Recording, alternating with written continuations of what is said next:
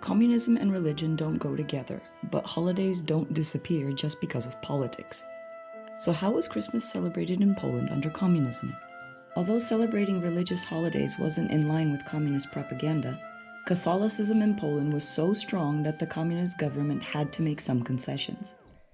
For example, Christmas Eve parties were allowed at the workplace.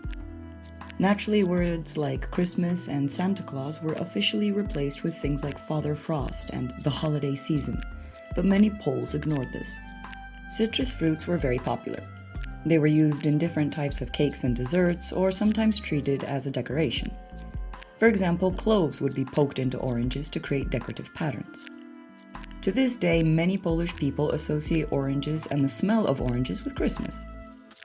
Despite everything being hard to get, traditional dishes like beet or mushroom soup, pierogi with cabbage and mushrooms, kompot made of dried plums, apples and pears, herring with onion, cabbage with peas and mushrooms, poppy seed cake, and gingerbread still found their way to the table. Alcohol also appeared, like vodka, moonshine, beer, and homemade liqueurs. There were long lines in front of stores to get ingredients for Christmas dishes. Carp, the traditional Christmas fish, was extremely hard to find, and it was quite common to buy live fish and then keep them in your bathtub until Christmas Eve. Of course, this all depended on you too. If you were clever or knew the right people, you could get things the average citizen could only dream of. Christmas without a tree was unthinkable. Trees were relatively available, mostly sourced from Polish forests. Artificial trees were also for sale, but were rather unpopular. Trees also had to be properly decorated.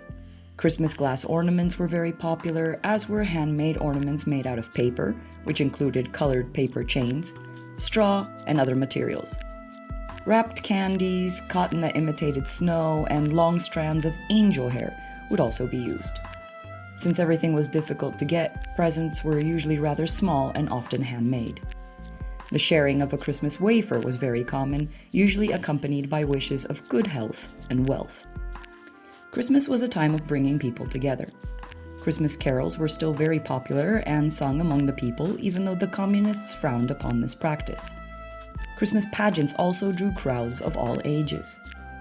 People would not only invite their families for meals, but also their neighbors, who would usually bring some kind of Christmas dish with them. Poles could relatively freely go to Christmas Mass in churches, and churches were usually packed.